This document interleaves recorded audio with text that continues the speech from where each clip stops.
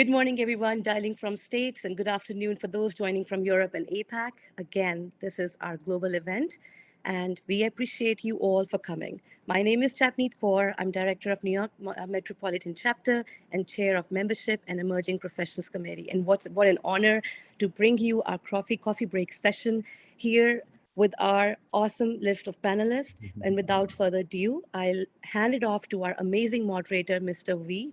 Chang, to kick it off with our phenomenal world-class leaders, as you can see on the screen right up there. All right, V, floor is all yours. Kick it off with the fresh brew. Thank you for the introduction, Javneet. So again, good morning, good afternoon, and good evening to our global audience.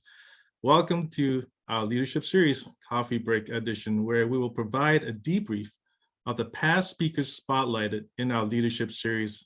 The purpose of the leadership series is to have a leader's leader come in each month to speak with their insights in alignment to the 8 steps to developing people.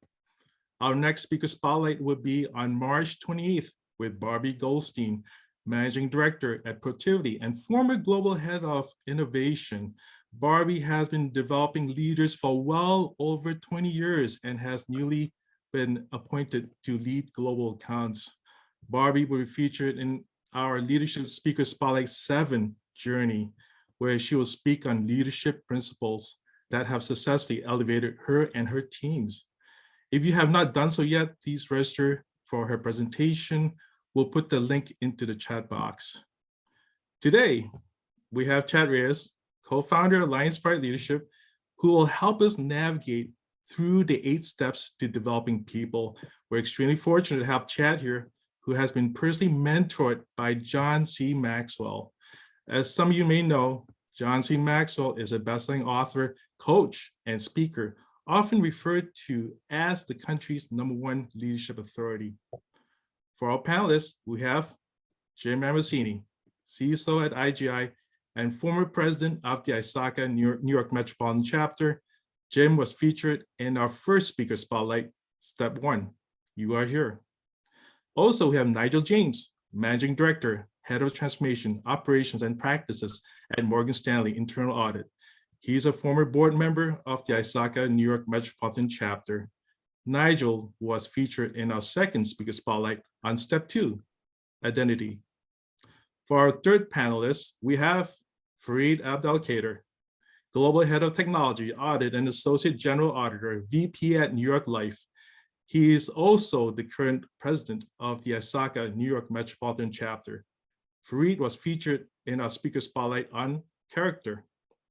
Rounding up our panelists, we have Ken Drinkard, SVP and Chief Audit Executive at New York Life. Ken was featured in our speaker spotlight on Styles. If you have not done so yet, you can go to isacany.org under leadership to view previously recorded leadership spotlight presentations. We will spend 15 minutes to cover the background for the leadership series with Chad. After that, we will have a panel discussion and Q&A. This is a free event to members, non-members, and students. You will receive 1.5 CPEs for attending this event. You can enter your questions live in the chat box, and we will answer them during the Q&A portion of this presentation. So without further ado, I'm going to hand it over to Chad. Thank you, Wei. Excited to be with everyone today. You know, this series has been nothing short of amazing. I was just with the board of directors last night, and we were just talking about the impact it's made in so many people's lives. And I'm excited today just to go through and kind of recap what we've done and then get to the panel discussion. You know, I often say you never want to be the food you never want to be the speaker in between the food. And right now I feel like I'm the speaker in between the food when we get to the panel discussion. You just kind of want to jump in and get to these brilliant minds. So I want to give a recap, but before I do so, I want to share a story. And I heard this probably about 2 years ago, and it said here, how many of you have or are this type of person? You ready? I always give 110% to my job, always. I give 40% on Monday, 30% on Tuesday, 20% on Wednesday, 15% on Thursday, and I give 5% on Friday. I give 110% of myself to my job. And I say that just kind of jokingly, but it also is, it's very true, because good leaders get the best out of people. Poor leaders only capture a little bit out of people, because they'll give you just as much as they have to, but they won't give you more than that. And the panel discussion that we're going to have today is great leaders that have gotten tremendous amount out of themselves in their career, and also out of the people that they've led. And we're going to hear just tremendous wisdom that they're going to be sharing with us. But as I jump in, I just want to give you 3 statistics before we get started. 75% of people who willingly leave their job don't quit their jobs, they quit their bosses. That's pretty wild. 79% of employees quit due to a lack of appreciation. That means out of every 10 people, 8 people are quitting because they don't feel appreciated. I mean, those numbers are staggering. And then 35% of American workers put company culture as a priority when they're going job hunting. So that's 1 out of every 3 or so look at culture as really important. So the stuff that we're talking about when it comes to the 8 steps of developing people is so key, because it really addresses those statistics. So I want to jump in. If you've seen any of the series, you recognize that we talk about this master operating system. These are the 8 areas that every organization has. And if you notice, finances is not on there. And the reason why is I created it, and I believe that finances is a byproduct. If you do these other 8 areas well, finances becomes profitable, very profitable. But there's one area that I believe is the most important. And the reason why is that when you develop people, and we're going to talk about the 8 steps of developing people, it allows people's potential to be released. And I believe, my study of leadership for the past 20 years, I basically attribute about 70 to 75% of an organization, their success is to the people that they have on their team and how they motivate them and empower them to make decisions.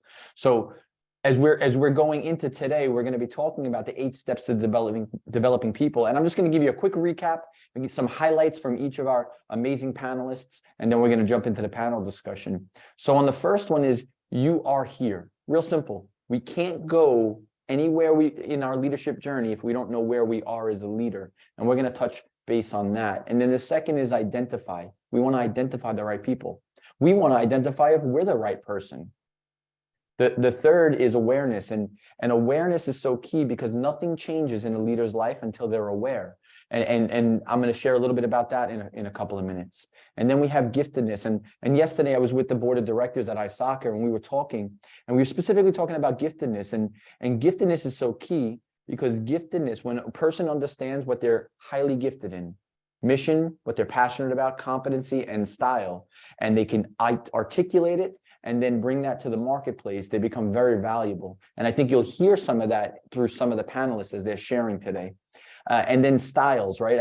I'm a big believer that if you don't care about the people, then the people will not care about you or your organization. So how, leading from the heart and making sure that you care about people, value people, and adding value to people. Then we have character. Character is a simple thing. We either dividing, subtracting, multiplying, or adding into every relationship that we come into. And I'm going to share a little bit about that as Farid unpacked that in one of his sessions. And then motivation. We can't motivate people if we don't know what motivates people. So yesterday when I was with the board of directors, we were talking about what do they value and how do I add value? So those are the 2 things. What do they value and how do I add value around motivation? And then the last one is a journey. And if you've been on any of the previous ones, you've heard me talk about my brother's barbecue ribs, and you've heard me talk about how I tried to shortcut the process to get these ribs to taste amazing and quickly, but it doesn't work that way. And neither does developing people and developing your leadership. It is a journey. And as long as you know that you're on a journey and not a destination, you can embrace that process, you can allow it to happen, and you can grow into the leader that you are and you could become. So I want to just quickly jump in. We had Jim Ambrosini in our first session. And what Jim did is he spoke about the last thing he ever wanted to do it was great. We were just talking before we jumped on here, and Jim said, I said, Jim, I'm going to be sharing this. And he goes, it's just a funny story. The last thing he said he ever wanted to do was be in corporate America. Guess what? Jim wound up being at some great institutions. Jim wound up being at AXA and Bear Stearns and KPMG and Ernst & Young and in Protiviti and Cohn Resnick and Wells Fargo and his current place at IGI.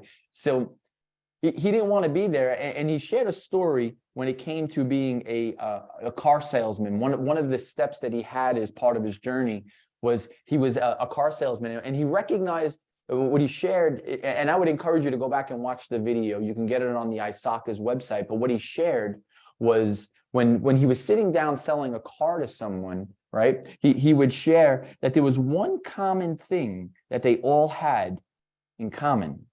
And what that one common theme is that they all had the same story, that they were on their path and then they got knocked off. And then how important it was to get back on their path. And he realized that when the people that were struggling, they got knocked off the path too long.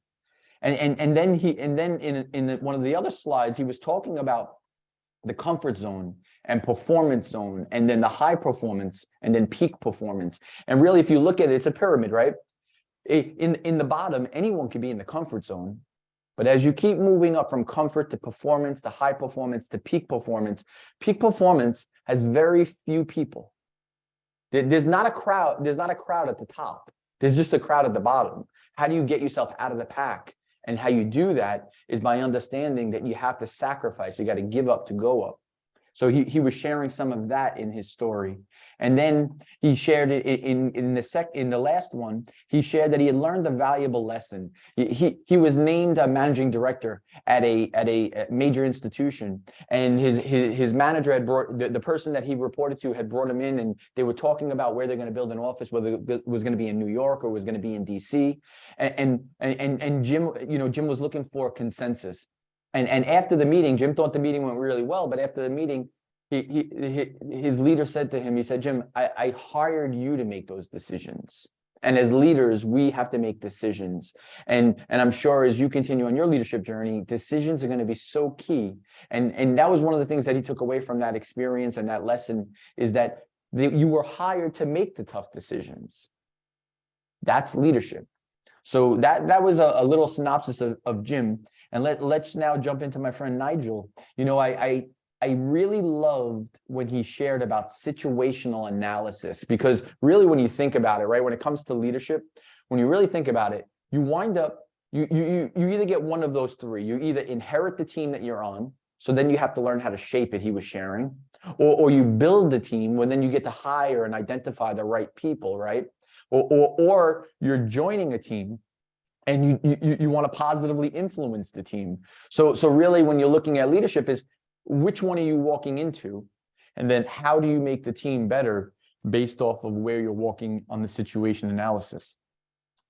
And then he shared also about what is the mission. And I love this because he said this in the video, and I really want to encourage you to go back and watch it. He said, you don't know if you have the correct ingredients until you know what you are trying to make. And it's really key. So these were the three questions that he pointed out. Who are your key stakeholders? Being real clear on who they are. What do they want? What's their expectations? And then how do you measure success? Phenomenal wisdom and insight. I can't wait till we jump on the panel discussion. And then one of the other things that jumped out when he was sharing was what's in it for me, right? What's in it for me? And he said career growth, right? So some of the people were looking for career growth. So they moved over to the firm because they were looking for career growth and they wanted to get to the next level, right? And then other people, they're looking for experiences. It allows them to grow and try something new. So they go into a new firm, it's new, it allows them to kind of explore and travel and do things that they haven't done before. And then others are looking for rewards and incentives and compensation and flexibility. So it's really interesting to understand what is the person that you have on your team, or even if you're going to an organization, what are you looking for? What's important to you? So that was Nigel, and we're going to be going further into it. And then I did the next two sessions, and I had shared about awareness. And awareness to me is really important because it's your thoughts impact your belief system impacts your behaviors, and your behaviors create your results. And I shared my story, you know, to make it very simple. My father had 60 surgeries. He was a veteran, a Marine War veteran in Vietnam. So he had 60 surgeries. My family wound up having the house foreclosed. You know, I wound up dealing with anxiety and depression. I wound up going bankrupt at 21 years old. And really, the reason why I said that, all of that, I wound up shooting up the FBI building with a BB gun because I was an idiot in college, just trying to shoot the glass light on the street light, and not realizing that the FBI building is behind it. So these are just stupid decisions that you make, right? But the thing that, and thank God I got nothing on my record, but the thing that is very interesting about awareness is that I was making decisions, my behaviors, because it was based off of a faulty belief system. So I spoke about that. I spoke about how your beliefs impact your behaviors. And today, my belief system around many of the things that were faulty back then is driving the behaviors and the impact we're making today. So I spoke about that. And then I went into, on the screen, you can see, I went into the three phases of a person's life, from age 0, you know, you're just born, to age 11 or 10, and how the garage door is wide open, meaning if you put them around great people, they're going to learn quickly, they're going to be developed. If you put them around poor people with bad habits, they're going to learn that as well. But then as we get from 11 to 30 years old, that garage door gets kind of half shut. So the information doesn't go in and out. You don't learn as quickly as you used to. But this is the thing as a leader, and probably many of you on this call today are either in the second phase or the third, which would be 31 or older, where the garage door gets almost totally shut. And the only way stuff gets in and out, and how we develop as a leader, is we have to be intentional. So I spoke about that, and I'd encourage you to go back and watch that.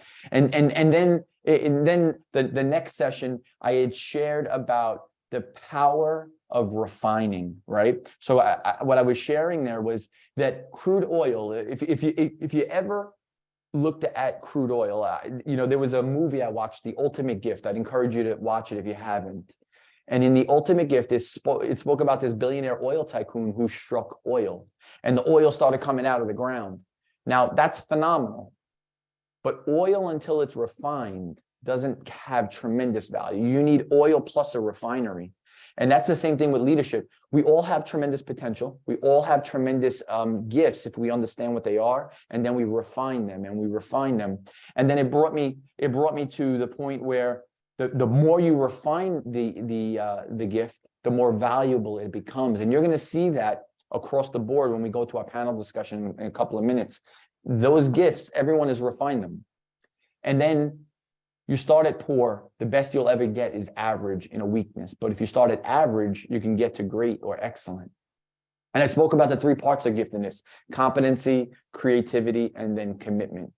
And then we went to Ken Drinkard over at New York Life, and Ken, you know, is a military man, and I always share with every time I speak, I thank him for our service. You know, he said this. He said, "The Army did as much for me as I did for it. It taught me teamwork, advocacy, support, and mentoring."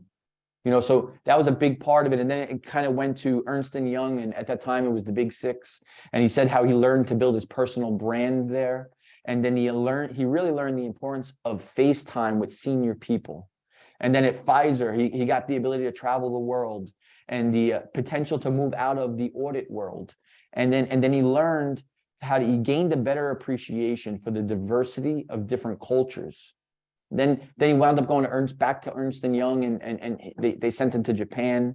And then he said in JP Morgan, when he was there, that the need for understanding the politics of an organization was the thing that he really took away from that experience. And then at Marshall McLennan, you know, allowed him to be in front of more senior level people. And then today, where he's leading a team over at New York Life. But it was a really impactful session.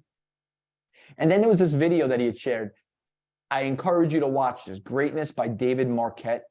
And really, just to simplify it, the video talks about how important it is to move authority to where the information is. And what that means is in this video, and I can't do it justice, it's a 9-minute video, but basically in an organization, he says this is how he leads, is to basically say, okay, where is the information? And then I want to empower my people to make decisions at that area where that information is. And that video is really powerful in that regard. And then the last was the 3 parts: embracing your leadership style, how important it is.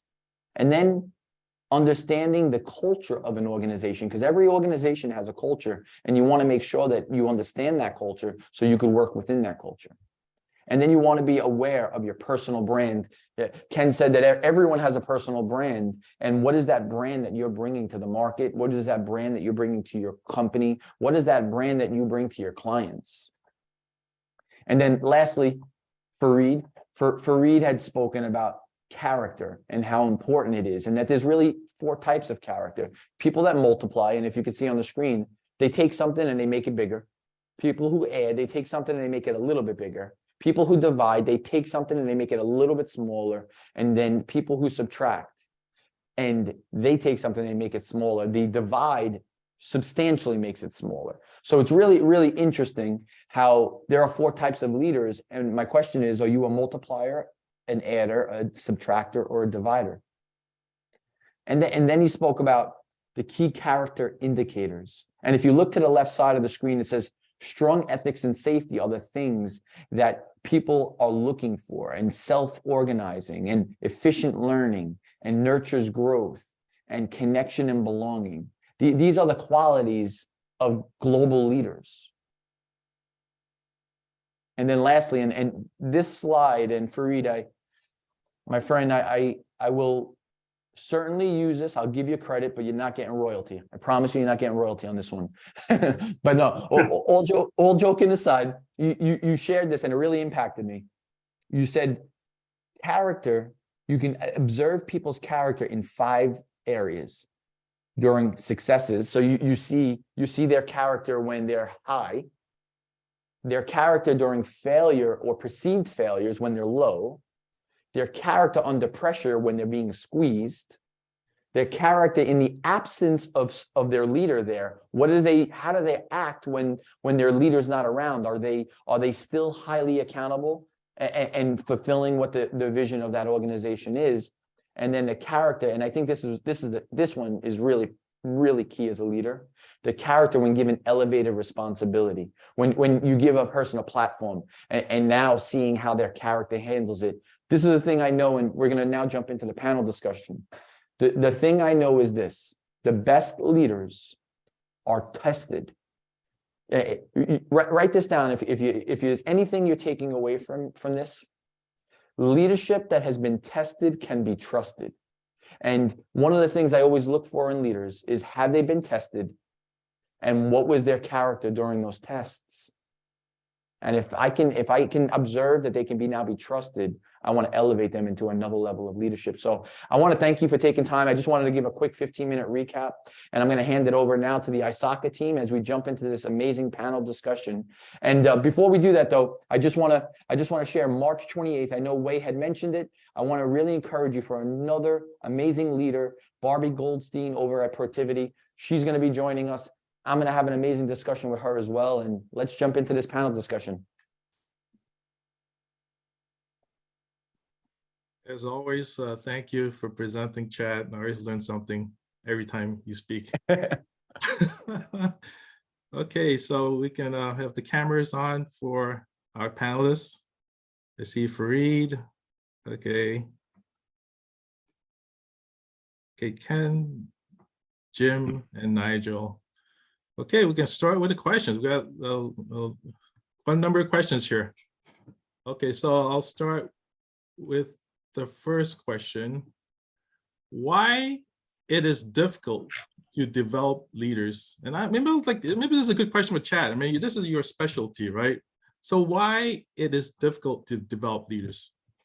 Yeah, Wei, I would say the reason why it's difficult is to develop leaders is the first thing is leaders are not, they don't just do exactly every little thing that you want. Leaders are creative, they're innovative, they move, they have different personalities. So it's hard to develop leaders because it's not like herding. You're not herding them. What you're doing is you're looking at each unique skill set. And the second part of it is I think the microwave was one of the best inventions for certain things and was one of the worst, because too many people want to microwave their leaders. They want to put them in a position within 20 to 30, 40, 50 days that they're a leader. It doesn't work that way. It takes time and it's a journey.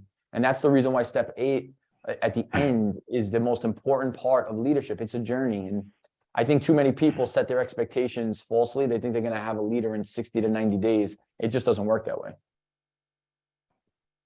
Good answer. As for the rest of the panelists, you guys have any comments on what Chat said?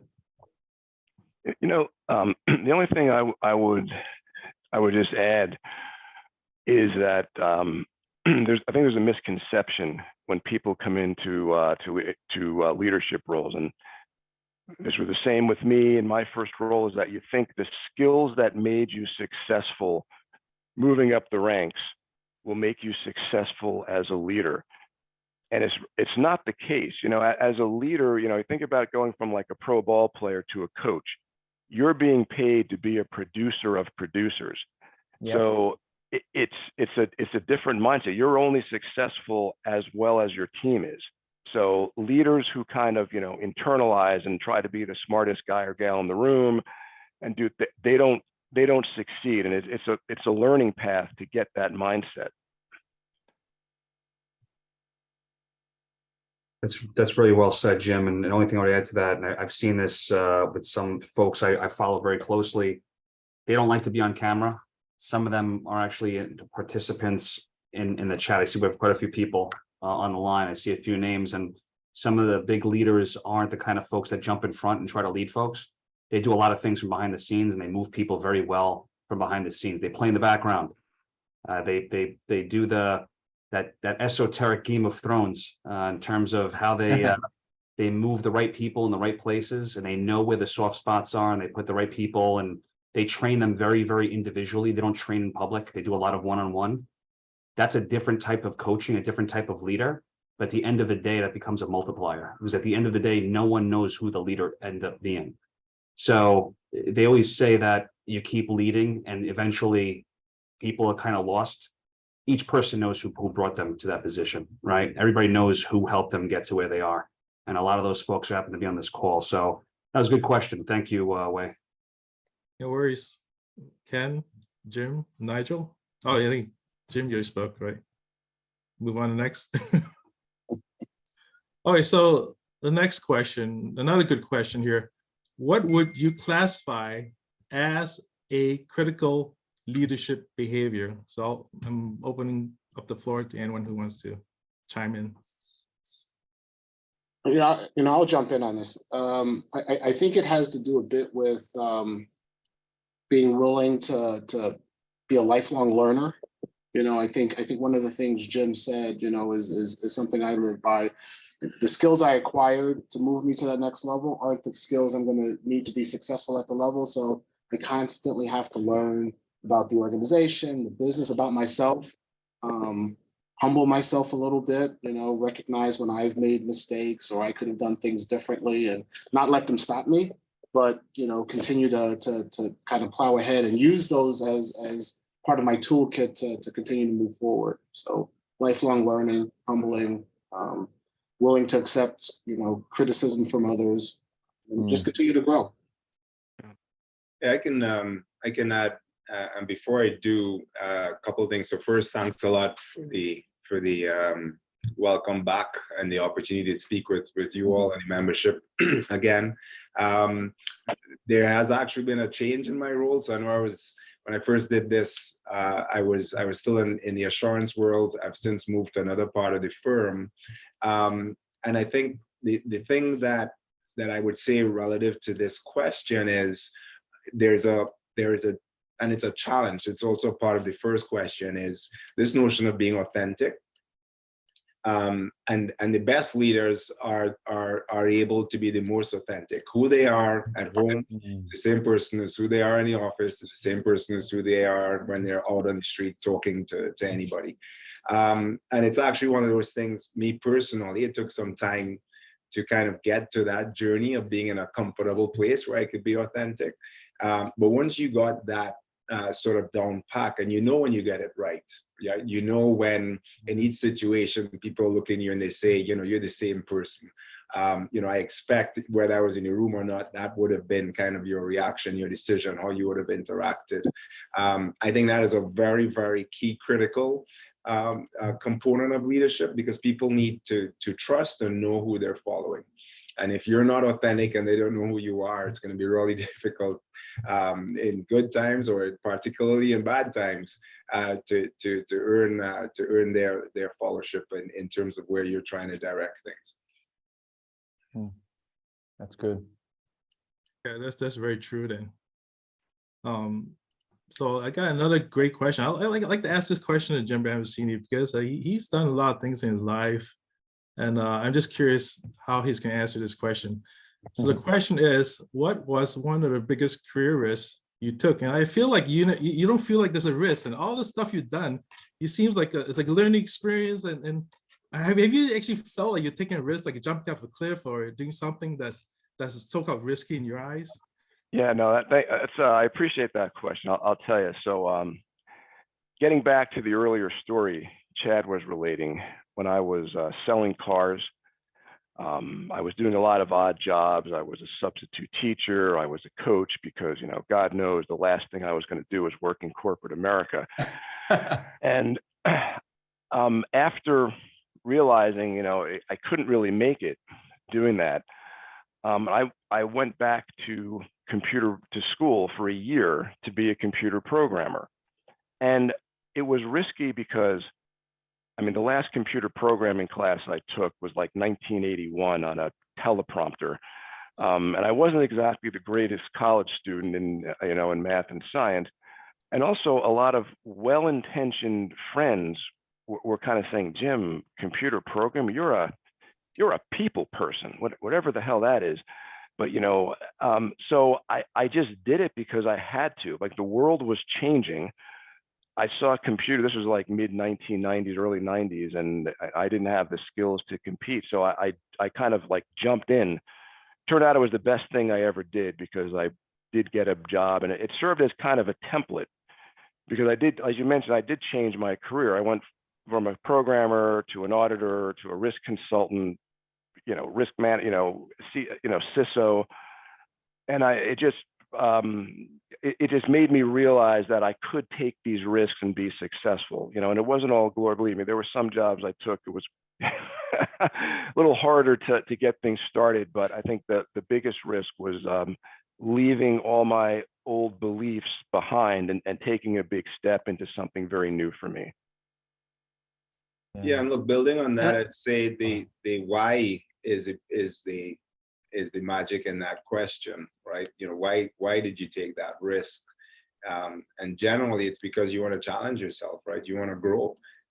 It's really easy to be comfortable and sit in a role and continue to execute on that role. But if you want to grow and you want to develop, and part of your role as a leader is not just to grow and develop yourself, but to grow and develop the team behind you. So which implies you have to get out of the way. And so you need to take risk and stretch yourselves to get out of the way. And I think that underlies many of the big changes I took. And with every change is an element of risk. So that's where, you know, I think it aligns to the question. But really, it's about the why. Why are you making this? And obviously, the bigger the risk that you take, the bigger the opportunity, and you're forced to kind of commit and deliver against that. Yeah, Nigel, I'd like to add on top of that. So I love the idea of risk, right? We're all we all, no matter where we live, no matter what role we're in, where there's an element of us managing risk. I look at risk through two lenses, right? Earlier in my career, risks were because I didn't have competency. So I had to risk stuff because I didn't have competency. And it was a risk because I didn't have the skill sets and the experience. as you fast forward 20 years, and depending on where you are on this call, I think it's important to recognize the risk is still the same. It's just my competency I'm not risking now because I'm much more competent in my areas of strengths. What I'm risking now is when I take that next step, I have a lot of people that I'm responsible for today that I wasn't responsible for. I have team members, stakeholders, partners that if I make some bad decisions, it hurts me and it obviously hurts them. So the risks are different. In the beginning, I was willing to risk, but I didn't have it wouldn't hurt other people if I made bad decisions. But as you grow and you develop as a leader, you typically get more influence in a way of leading people and more responsibility. And I realize that as I keep on getting more and more responsibility, my risks now, I have to be very careful of how I take them, because it doesn't only impact Chad now, it impacts many, many, many, many people. So I think that's the thing, as you keep growing as a leader, I have had to consistently manage the risks. Is that opportunity or is that career move worth it? And what risk does that put with the people that are following me? And does that potentially hurt their futures? Because a leader doesn't get to think about themselves only. They got to think about everyone that they're basically leading and under, protecting. Great answer, Chad. So before I go to the next question, I'm going to ask Ken, do you still wake up 5 o'clock in the morning because you're a military guy? Do you still have the discipline? I'm just curious. You look like the guy. I gotta wake up 3 o'clock for you. You gotta wake up before everybody else. Funny enough, I actually do. I still get up early. Usually it's about 4:45. I get up. I prepare for the day. That's kind of late for you, right? 4:45. And then I do some exercising. So I'll go out. These days it's no longer running; it's walking and thinking about my day, and it's very therapeutic. But we have busy days, and with the commute, if you want to take care of yourself like that, yeah. So yeah, I do. I still get up early. I enjoy it though. The peace and quiet at that time of the morning is actually very very helpful. Very helpful. So the reason why I'm asking is there's a question of teeing you off for is that what skills training do you use most in your leadership role? So part of training, I guess, wake up early then, right? That's part of it. So yeah, it's interesting. I think it's a part of that because it allows me to think about the day ahead, which allows me to come into the office and the structure I have is writing my to-do list of the things that I want to accomplish that day. And I don't always get to it because we're not always in control of other circumstances that come in. I think there is a bit around, and I've shared this and people don't believe this. I'm an introvert that plays the role of an extrovert. So, when I was in the military, I had great mentors who pushed me out there and made me do things and put me in really uncomfortable situations.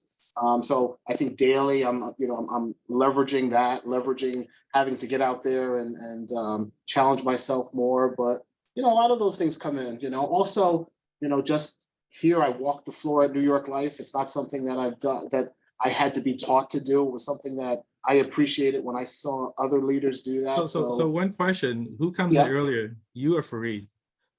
Really? Do we even have to answer that? No, you don't answer that. I'm just busting Farid. So I'm competitive. So if I ever find that Farid comes in before me, I'm coming in the next day well in advance of him. So we don't want to start I like that.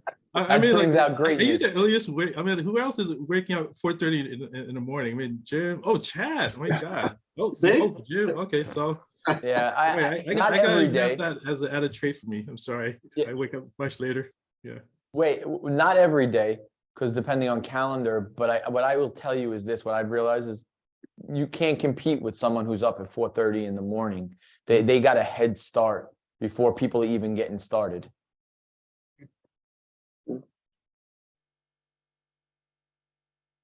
I think that's like a key trait too. Just wake up early enough to have some type of goal setting for the day.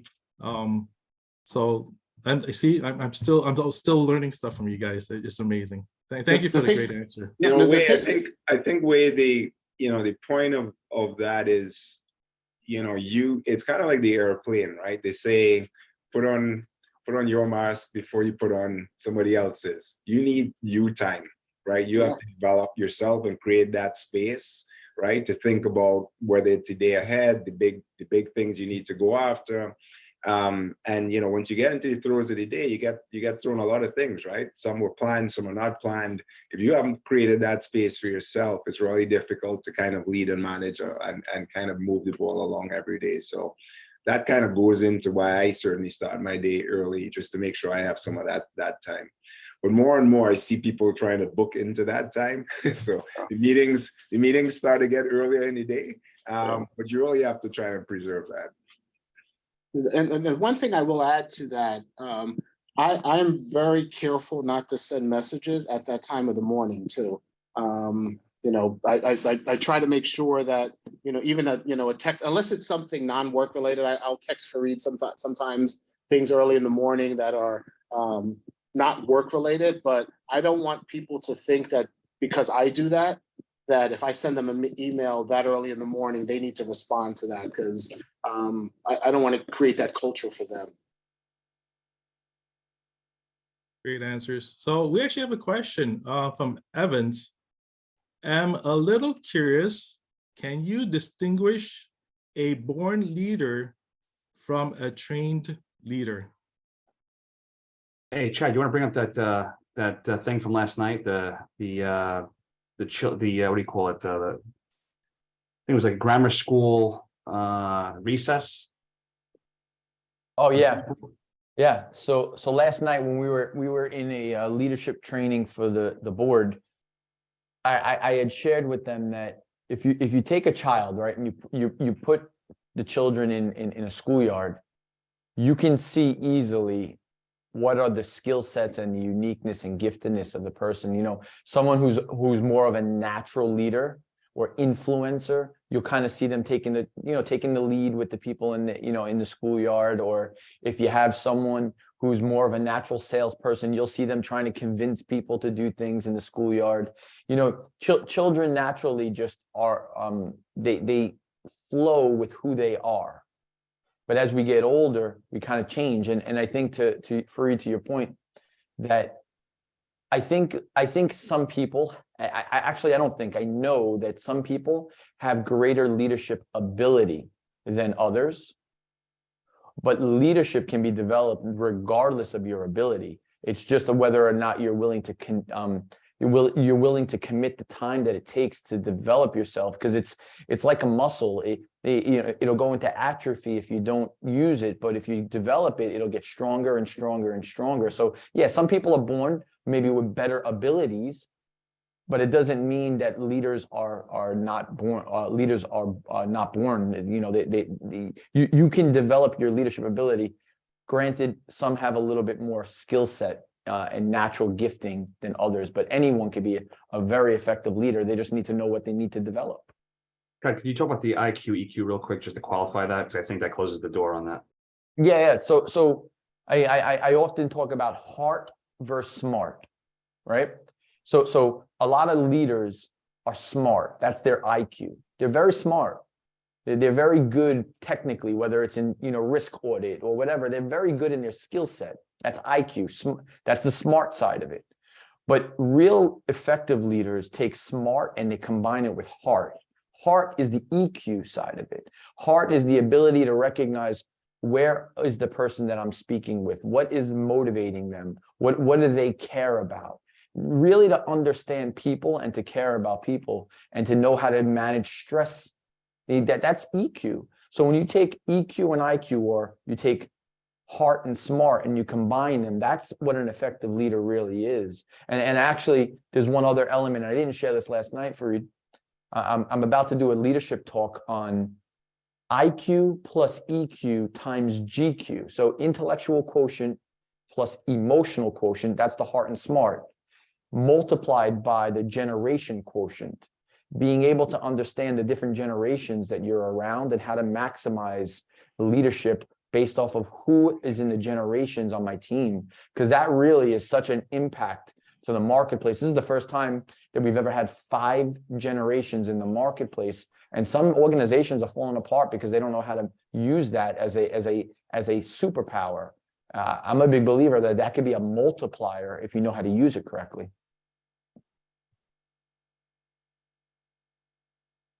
And so hopefully we were able to answer your question.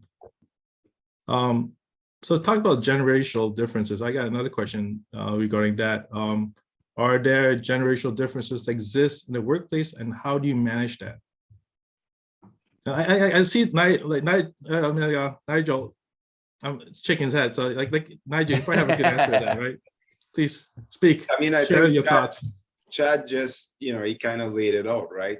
There are 5, generational cohorts in the workplace today, and they each have different needs, wants, desires. They have different ways they want to interact. They have different things that excite them. Large part about leadership is understanding the people that you're leading and figuring out, who plays what role and who does that best, right? And so, yes, if you try to treat everybody as one thing, then you are losing out on a lot of opportunity to maximize and really generate value and have people feel pretty good about their careers, right? And want to stay within a firm. People stay where they feel valued and where they feel like, their contribution uniquely is helping to drive towards some outcome, right? That's beneficial for the firm, that's beneficial for them. So, irrespective of the most emerging, folks into the workplace, where they co-locate their motivations to return to the workplace, right? So we talk a lot about, we had COVID, folks had to work remotely, and now employers are asking folks to return to the office. What are the motivations of each generational cohort? What's in it for them? A quote that I heard recently is was the commute worth it?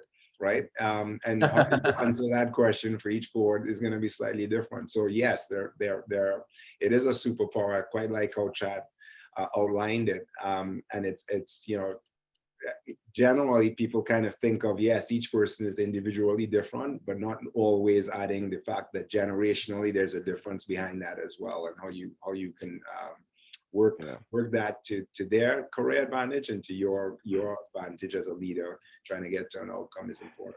Yeah, I just wanted to add one thing real quick, because I think the worst thing a leader could do, particularly like an older leader, like a Gen X, like my age, and I see this a lot, we try to force our way of doing, it worked for me. I know what's best for you, and you do it this way. And, that was kind of the style, right? Like when we were coming through the ranks, you did what you were told, you put your head down. I mean, you felt like lucky to have a job. It doesn't work that way. And I would challenge the older workforce to say, you know what, just try to be more emergent in in the strategy. And even if it goes against corporate culture, I see this a lot in consulting firms. If you're in consulting, you pretty much never work less than a 50 or 60-hour week. You work vacations, you work weekends. It goes with the territory. And nowadays, almost every consulting firm, and I'm close to a lot of them, they're losing staff left and right. They can't finish jobs because, the younger workforce, they're like, I got better things to do than sit here on a Saturday working on your report. Maybe figure it out, maybe, increase efficiencies or get more people. And initially it caused a big problem. It's like, no, you're paid to do this, and it doesn't work. So we have to kind of figure this out and embrace, both sides.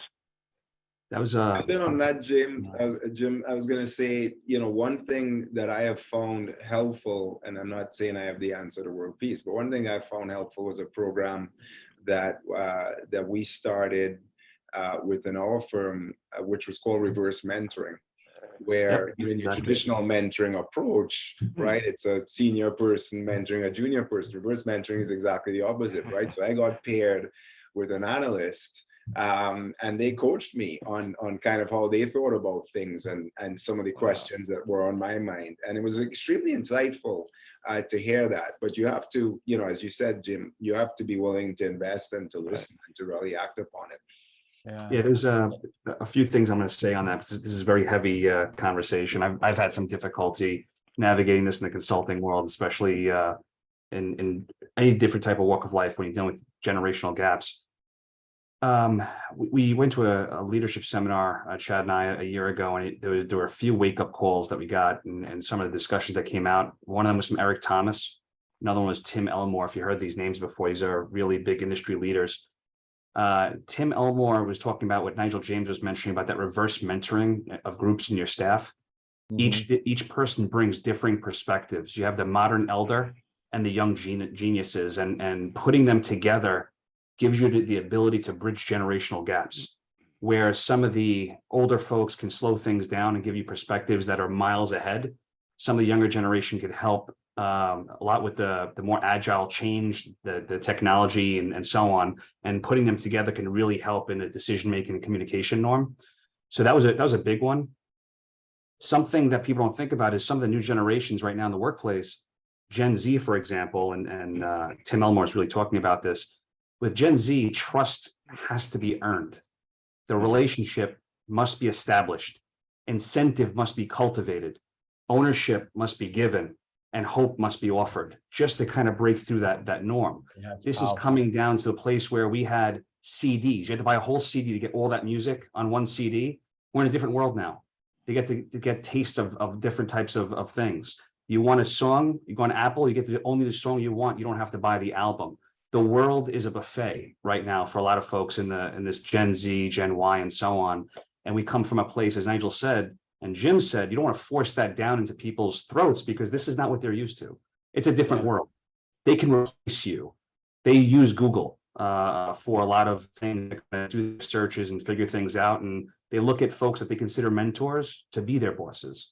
It really truly is a new world, a different type of leading. And that's why I really do believe that leading from behind, that leadership I was telling you about before, where you don't know who the leader is.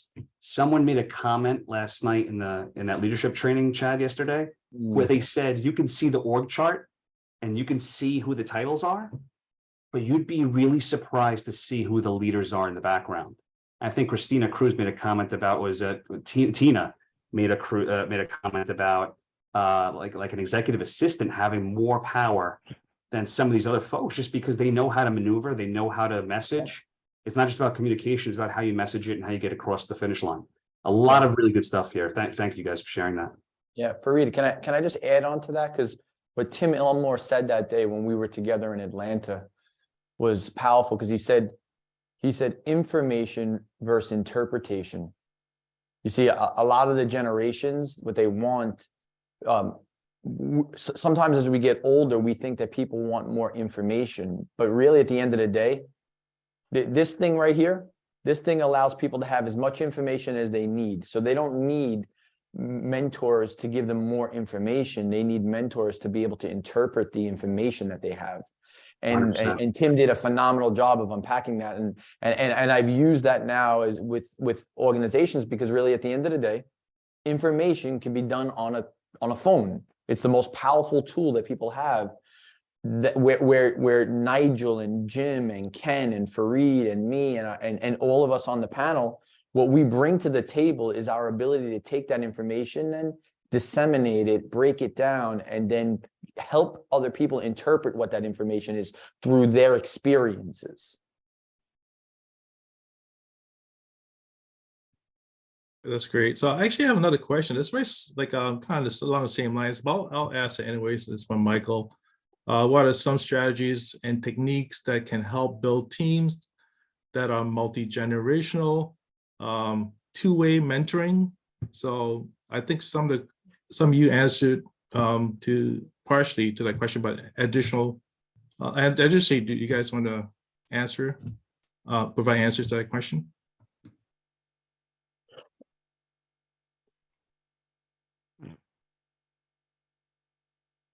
I think we pretty much covered it, right? It'd be generational. Yeah, I think not even recognizing that question was in the chat, we probably touched on that. We did. I think what I would say, I don't know why it's the question, but if there's a component that's not answered, please feel free to kind of just throw it in the chat. But I think we generally touched sort of different techniques and perspectives to get what I would say just on that one then, Nigel, just because it's very recent, it comes down to Tim Elmore and Chad. This goes through the generations, right? So the generation 1929 to 1945 with the builders is the silent generation. It goes back to what Jim said, be grateful you have a job. That's literally, that's the quote, that's the life paradigm. And then the attitude to authorities, respect them. The boomers, the pig and python generation, 1946 to 1964, that life paradigm, I deserve better. This goes back to what we were saying earlier on. Attitude to authority, replace them. Busters, Generation X, 1965, 1982, life paradigm, keep it real. Attitude to authority, endure them, just get through it, right? There's something else that'll change over time. Millennials, Generation Y, 1983 to 2000, paradigm, life is a cafeteria that goes to the buffet, comment before. Attitude to authority, choose them. When you choose your boss, you can jump your job, you can go this whole exodus that we've been experiencing lately, you're choosing your job. Homelanders, Generation Z, 2001 to 2015, life paradigm, I'm coping and hoping. Attitude to authority, not sure I need them. And this goes back to what Chad was talking about, where they can get as much information in a phone they can in a training discussion. The reality is, though, it's about disseminating the information and building that trust. And that's where the coaching comes in, that live coaching, that the boss is your coach mentality.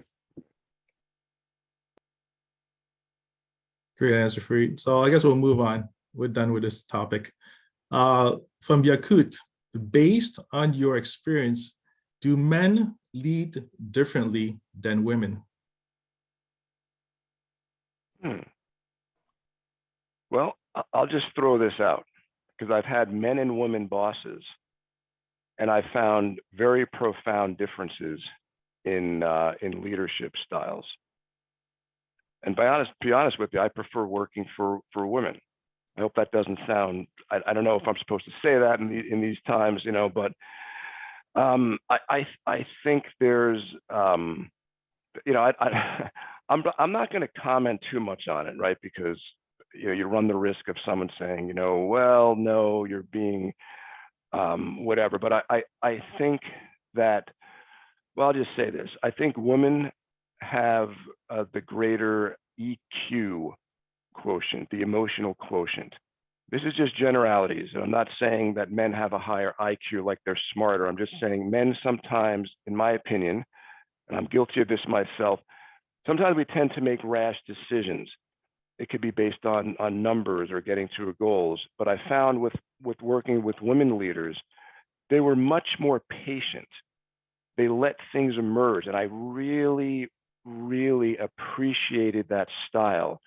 Whereas some bosses, and myself included sometimes, it was like, oh, here's a problem. I have the answer. Go for it. Made the decision. Women would be like, you know, let things emerge, bubble. Let's talk about things. And honestly, I actually responded much better to that particular style of leadership. So that's my experience. Anyone else? Yeah. Can you hear me? Yes. Okay. Yeah, you know, Jim, to that same point, I think you're dead on point with that, where the emotional intelligence of a leader makes them 3 times more effective than IQ leaders. So, Yes. So there's a study that was done that a leader who has a higher level EQ is 3 times more effective than a lower level leader that has a higher level IQ. And to that point, I think women naturally, and I'm not trying to broad stroke it, I'm just trying to directly answer the question. Women naturally are a little bit more emotionally intelligent, where they're able to understand why people are doing what they're doing and how to connect at that level. But I think men can develop this skill set. I just think women naturally have it more intuitive. And I don't know if it's maybe, you know, I'm a person of faith, so I don't know if it's more because God designed them to have that intuitiveness because a child's being birthed out of their body and that connectedness. I'm not sure, but there's no doubt about it. I've observed that too. Even with my wife is my business partner, and you could tell that there's a level of emotional intelligence there that doesn't come as natural to me. So you were able to answer your question, Yakut. I think So as well, yeah. look, from my perspective, I would just say, and like everyone else, I've benefited from leaders of different genders, different races, different backgrounds. And, I think some other characteristics that I would point to are certainly a higher tendency to strive for integrity, honesty, real interest in kind of career and strategy, less of the bravado, right? More of the getting stuff done in a compelling way. And again, it's hard to answer that question without acknowledging an earlier question, which is nature versus nurture, right? Are people born leaders or do people develop leadership? And so very often these same leaders have been benefited from other leaders that they modeled certain behaviors on, and they became better leaders, right? So, I think it's not always easy to kind of just classify black or white. I think there's things that go into a person's background, but it's almost like we had a study once where we were looking at job applicants, and we were looking at why were we getting fewer gender-based applicants on one type of a job profile than another. And one of the things that was pointed out to us by somebody who does this for a living, looks at job descriptions and makes sure that they're attracting the workforce that you're trying to go after, is they said you've listed so many things that you actually turn off certain populations because they feel if they don't tick every single box, then they're not gonna answer the call, right? Whereas men are more likely to be a little bit bravado. Yeah, well, I got 5 out of the 20 things, so yeah, I'll throw my hat in the ring. And so, like that is, kind of a difference between sort of men and women and how they think about the integrity coming into the role, the experience they feel they need to have.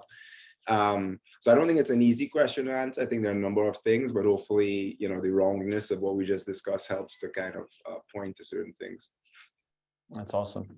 Hey, can I share something? If we just go back quick, I think you guys will really enjoy this. Farid and I saw this when we were in Atlanta.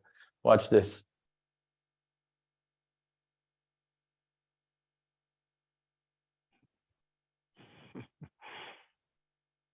That's the generation gap. Yeah, remember that.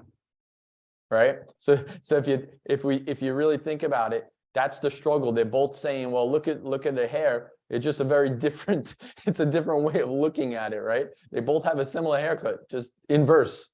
And that's what we're dealing with leaders. I thought it would be cute to throw that in there as we kind of come into the tail end. That's a great one. Thanks, Chad. So we got another great question from Evans. As a leader, do you feel intimidated by a smarter team member, and how do you handle their ego?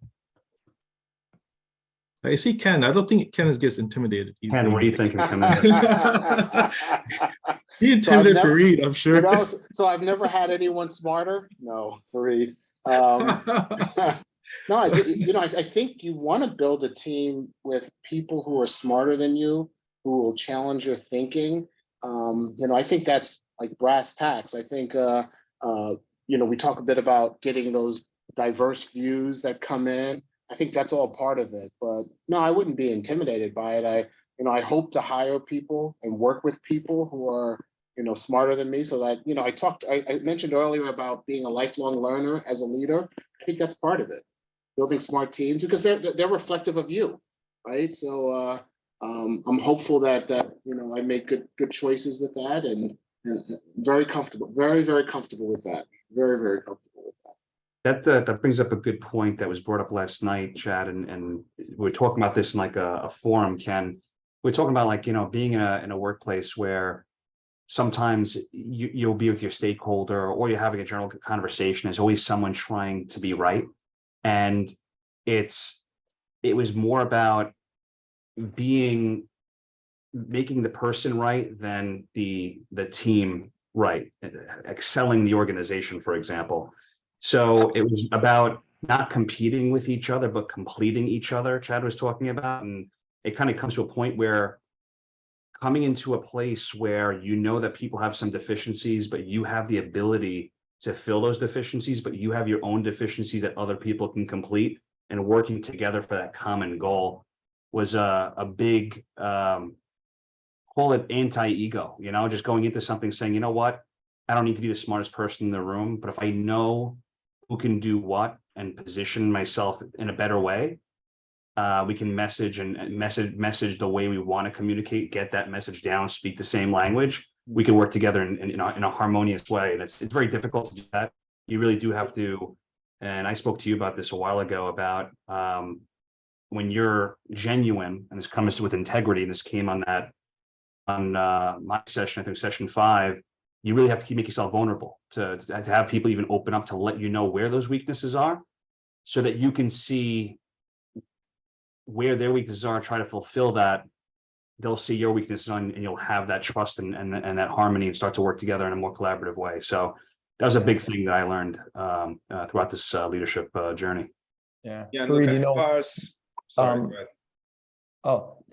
What Jim said in the very beginning, I think kind of dovetails directly into what you just shared, is that he had shared that, and Jim, I'm kind of paraphrasing, so please feel free to jump in. But what I think he had said was that as you grow in your leadership, knowing that you go from being the player to being the coach, and then how to get them in the right seat.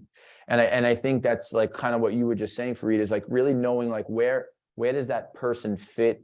Where can they add the most value to the team? Where do they get the most, where they get the most fulfillment out of what they're doing? And when organizations do that, they thrive. And I think great leaders are just able to recognize like, oh, so-and-so is going to be really good there.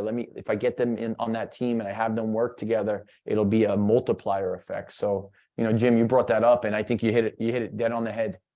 Yeah, well, I just want to mention one other thing, because the second part of that question was dealing with if someone's egotistical. So yeah, everything is all, you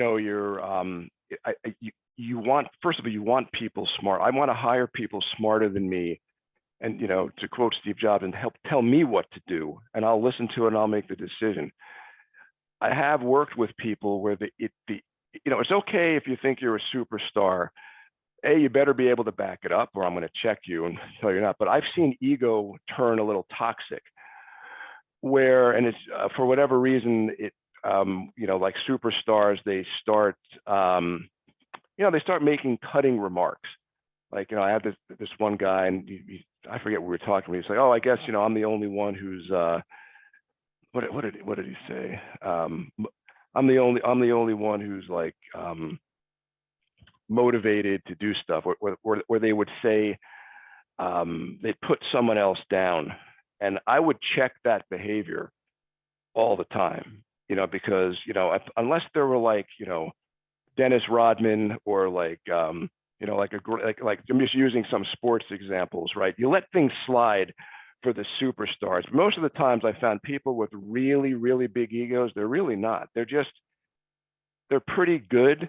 But when it starts getting toxic, I will check them, and they don't like it, because oftentimes it's like the first time someone told them, sit down and shut your mouth and just do what you're told, because you're disrupting the team. And I think that's still an important part about being a leader, is to check people when it goes too far. Yeah. So what was the situation, Jim? Like the guy below you wants your job. He wants your CISO position. What do? You slap him around? Or I say, come get it, man. No.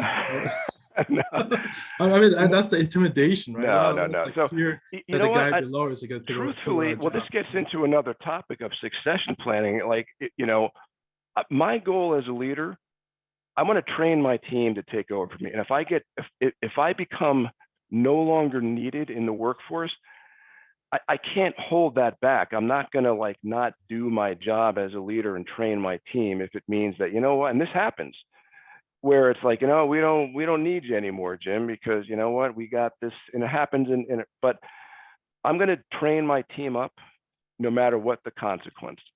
If someone says, hey, how do I get to be your job? I'll tell them. I'll mentor that person. I'll teach them, as long as they're reasonable, and as long as they don't try to do. My friends in law enforcement used to have a saying. It's like the rookie cops. It's like they try to be a 10-year cop in 6 months. It doesn't work.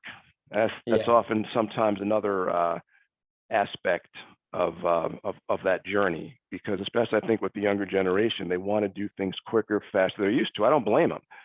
Why would I want to wait 30 years to be a CISO if that's what I wanted? If I think in my mind I could do it in 5 years. Hey, I'm not going to tell them they're right or wrong. I'm just going to tell them, here's what I think you need, whatever these things. If you get all those skills and you could do it, and if I could help you, go for it. Yeah. There's a lot of questions here, Wei, if you want to start shooting down those. I think this is a good question for Chad. Like, there's something that we talked about yesterday, Chad, on our board meeting training session for leadership. How can you determine what drives someone that you are trying to lead? And I think we were discussing that yesterday, Chad. Yeah, I mean, the simplest way.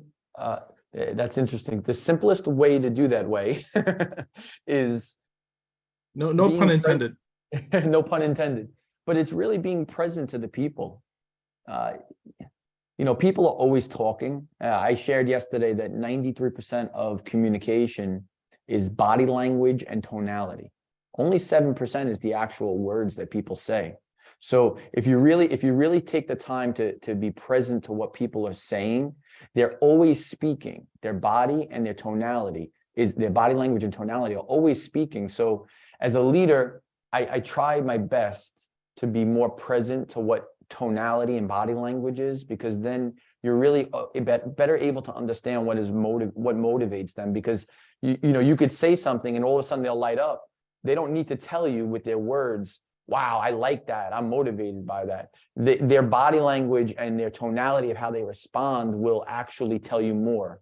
So as a leader, sometimes you got to slow down and be present to the people that are in front of you. And the thing that I've learned over the last 20 years is people will show you who they are. It's just whether or not you're looking. Great answer. So I guess we have a lot of questions. I'm going to try to rush through it here. Okay, to all the panel, what is something you wish someone told you early on in your career journey? Anyone? Yeah, I think it's about, we had a question earlier about risks, taking more risks with your career, right? And it's through those risks that you get rewarded and you get the next big thing. I kind of sail close to shore in the early years, right? Kind of what Jim was mentioning. And I think it's an accelerator to take risk and to fail fast, quite frankly, because that's how you learn and you kind of build all these experiences that you're hearing everybody talking about. That was a good one, the fail fast. I second the fail fast. I mean, just coming from my background, my father was basically a taxi driver. My mother's a florist, and that came late in life. We had to do a lot of I had to pay for my own college, had to do a lot of things on my own, and didn't really have the ability to fail. At least we thought that was the case, right? My big brother was like my father growing up. So my father was always working and never really around. My brother was one of my coaches personally. So it came to a point where you kind of know people that have that security blanket, so to speak, or that net if they were to take a chance. A lot of folks that we work very closely with, we are, call it, the first generation on the ground here. So you're not going to really have that ability. I know Chad certainly didn't have that ability either, knowing his family and what he went through, and some of you guys as well. It's very hard to take that chance. Jim's story earlier on about going from something comfortable selling, it's just innate to Jim, and going into the work world and doing audit. It's a huge cultural mental shift in that direction. Nigel, I know the changes you're making right now, bravo, big stuff. Ken going from global head of technology audit to a chief auditor role, being more on the process and business side. This stuff isn't easy, right? These are huge risks. And for the most part, I think everyone on this call is taking these risks later on in life, as opposed to, Nigel, what you were saying, failing fast and often and early, right? Failing forward. As John C. Maxwell said, you learn, you fail, you do that earlier on to know what you're going to be stepping into later on. But a lot of us grew up with that mentality of being happy you had the job, loyalty to the organization. That was my last organization for 17 years. So to make the change that I even made was a significant mental and cultural shift. And when you make that kind of change, you start to think about, you know, the relationships that you've built over time, and you have this this feeling that you feel like that everyone's kind of holding you and saving your position, but you support yourself and you save yourself and you manage yourself throughout your career. And it's something it took a long time to get to. So something I wish I knew earlier on was, to your point, taking the chances early. We always think, oh, there's not going to be enough time. There's enough time. I know people that became dentists in their 30s and are multimillionaires on TV right now. Just trust, like, you take your chances, you take them when you can. You support yourself and ask millions of questions, have a mentor, have someone that you trust that you could ask the questions to and bounce independent ideas off of. Great answer, Farid. Try to rush through the questions here.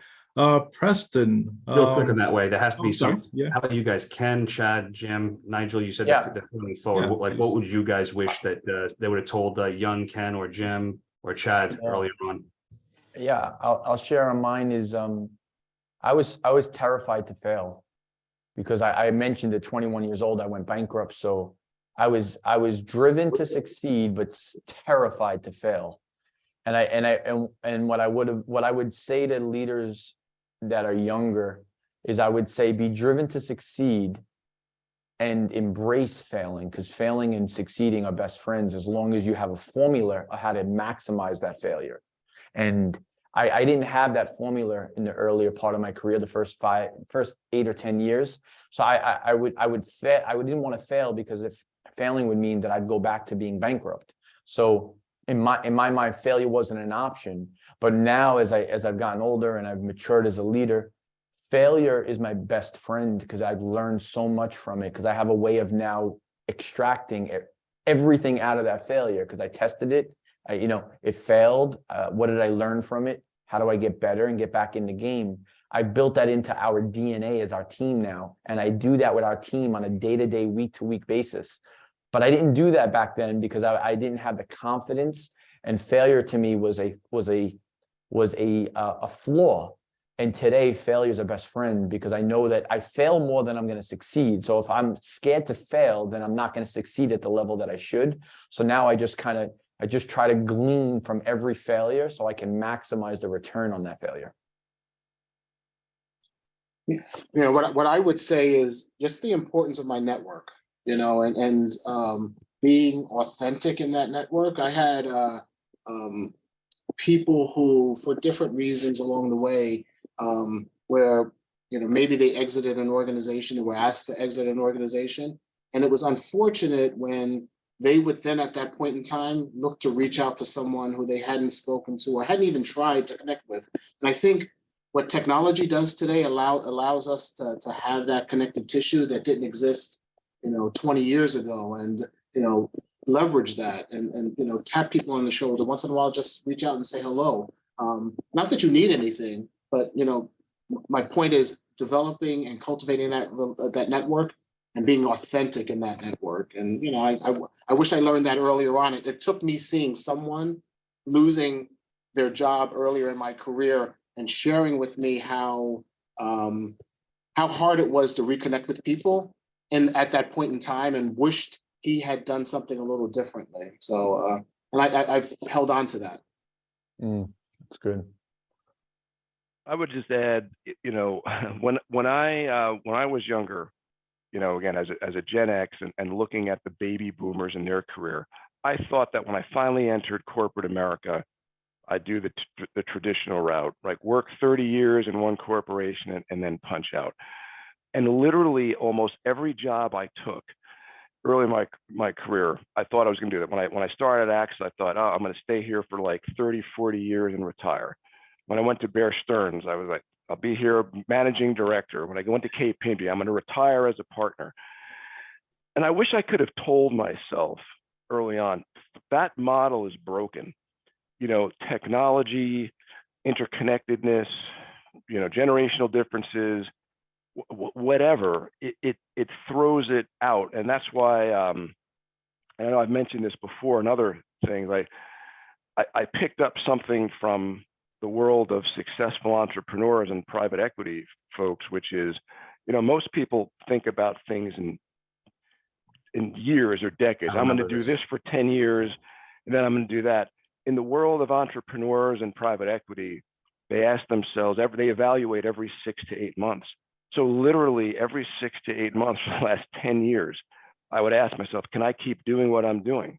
And I wouldn't analyze it more than that. It was a gut check. If the answer was yes, even if I thought the job sucked, if I could still keep doing it for whatever reason, I would just double down and try to make it work. But once that answer turned no, I would put every effort I had into getting out and doing something else. And I wish I would have known that earlier. It would have made things a little bit easier instead of going into every company like, oh, well, what's the retirement plan here? It's like, I don't even know if I'm going to be here that long. Sounds like the speech that was at a gala last year. Yeah, well, I mentioned that in that thing. Yeah. That's awesome.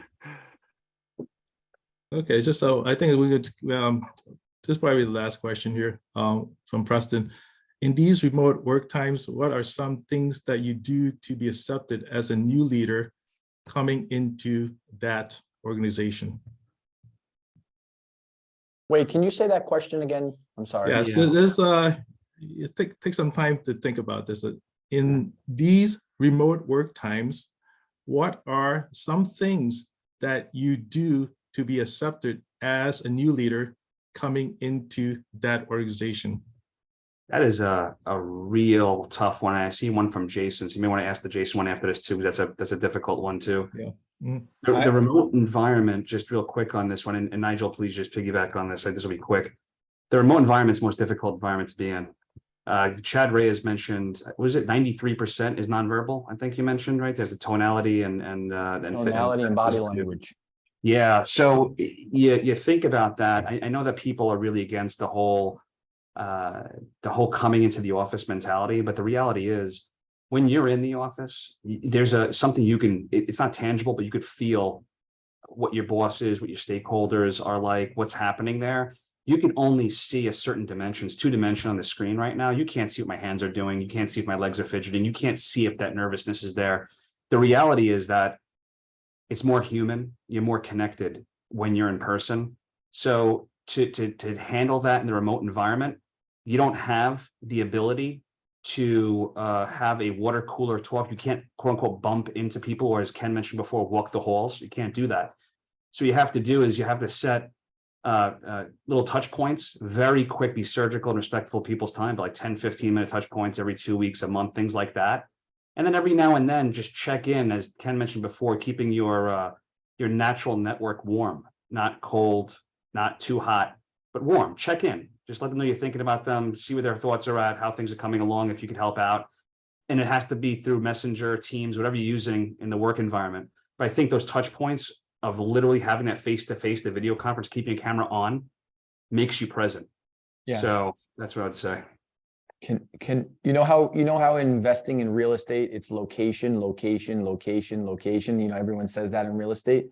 Well, coming into a new company, it's connection, connection, connection, connection, because people don't care what you know until they know how much you care. And if you're not connecting with them and don't know, and just even introducing yourself, like one of the things that I used to be really, I'm an introvert. I think, Ken, I think you mentioned that I'm an introvert. I may come across sometimes as an extrovert, but I'm really an introvert.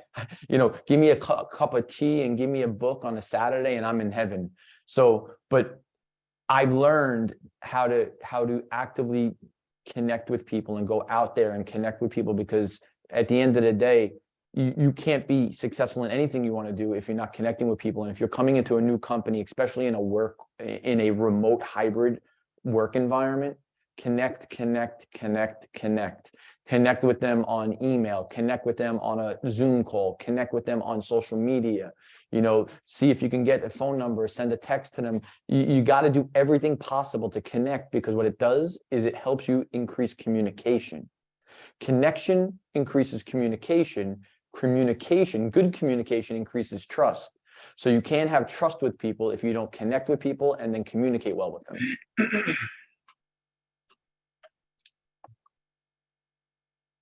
Okay, hopefully, okay, so we got one last question from Jay Roski. Have you ever hired an unqualified candidate because of their superior leadership abilities? If not, would you in the future, I'm sorry, if not, would you in a future situation? If yes, how did the decision pan out? Ken, you want That's to a- take that one? That's a I good think that's question. So I think that's very situational, right? So, you know, I think where it's a professional thing and it's a professional skill that's required, then, you know, like I need a dentist, like you need to be a dentist, right? I can't hire somebody else, right? But I think if you're saying I have a role in an organization and typically a person would come in with these sets of experiences, and did I take a chance on somebody else?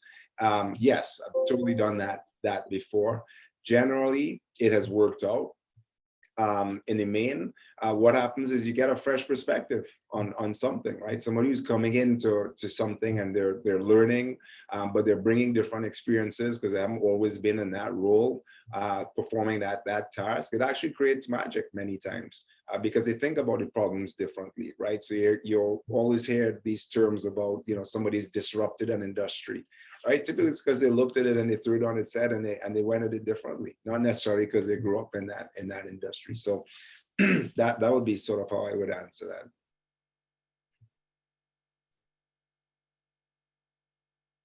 Okay, so I think we're up the top of the hour. So yeah, thank you, Chad, as always. Yeah, we always appreciate you coming and joining us, providing your leadership training to the board as well as to the membership here. Our pleasure. And thank you, Farid, Ken, Jim, and Nigel for speaking today. And I'm going to turn it over to Alyssa, right? Alyssa.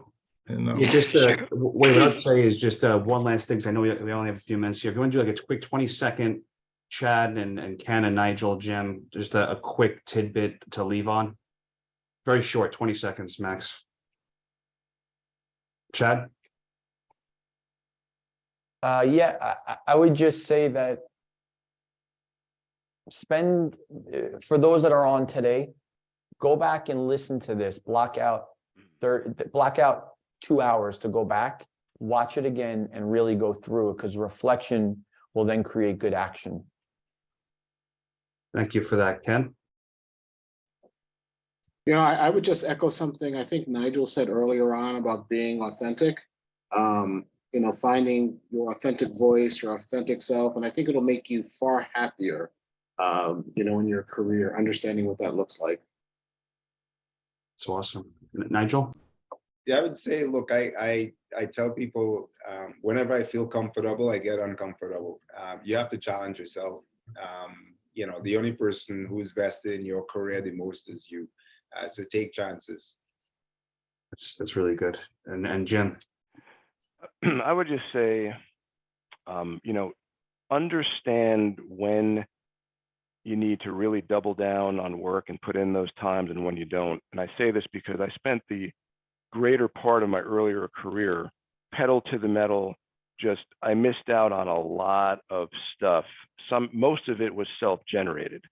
You know, working while I was in the hospital, my wife's getting surgery, through funerals, every vacation. There may be a time for that, but I would say, you know, and that was probably actually another thing I would like to tell myself is like, take more time for like your friends and family. It sounds cliche, but as I've gotten older now, I would have probably, you know, it's tough, you know, because it got me where I am, but I think I would have appreciated having some more face time and free time than just thinking I'm going to outwork the problem for decades, you know. So the only thing I'd leave on is, and thank you for that. It kind of sums up Ken, Jim, Chad, Nigel, what you guys were saying before about keeping outside your comfort zone, changing things up. And it's that quote about if it's not broken, don't fix it, it is complete bullshit. The reality is the Pentium 100 machine worked well for a long time, and you could probably still use it if you wanted to. But in order to enhance the environment and get to that 2.0, that 3.0, that 4.0, that 5.0 that we're at right now, in terms of ourselves, the better version of ourselves, you have to continually innovate, which means scrap, unlearn, relearn, change, test, fail, test, try to get back into it. So everything you guys have said, and everything I've learned through this, sometimes unlearning the junk that we've learned our whole life is the way to go about it. That being said, Alyssa, take us home. Thank you, guys. All right, thank you guys, panelists. Thank you so much. Great insights, really appreciate it. I wanted to do a quick thank you to my membership team. Japneet, thanks for organizing, pulling this together. Sam, Wei for moderating, and Justin. I know we put a few events in the chats that are coming up. I'm going to share my screen quickly with you guys right now. If you're interested, we do have an event coming up for Women's History Month. It's going to be a great event, March 28th. We also have Barbie's event earlier that afternoon. So spend March 28th with ISACA New York Metro. We'd love to have you. And thank you guys for joining, and we will see you soon.